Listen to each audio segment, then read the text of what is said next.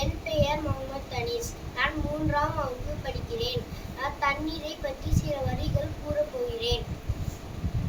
இந்த பூமி உள்ள அனைத்து உயிரினங்களுக்கும் நீர் அவசியம்.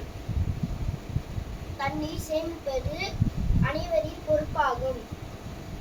குடித்தல், சமையல், சுத்தம் செய்தல், குளித்தல் போன்றவற்றுக்கு நீர் அவசியம்.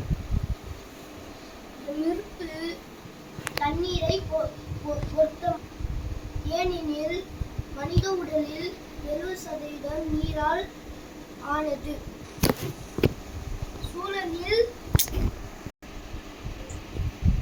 சூழலில் குடிநீர் குறைவாக உள்ளது. தண்ணீர் இல்லாமல் பசி, வறட்சி, வறுமை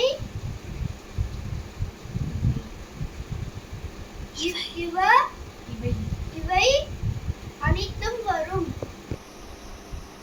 தண்ணீர் தேவையற்று வீணாக்குவதை குறைப்பது மூலம் தண்ணீரை பாதுகாக்க முடியும். நன்றி, வணக்கம்.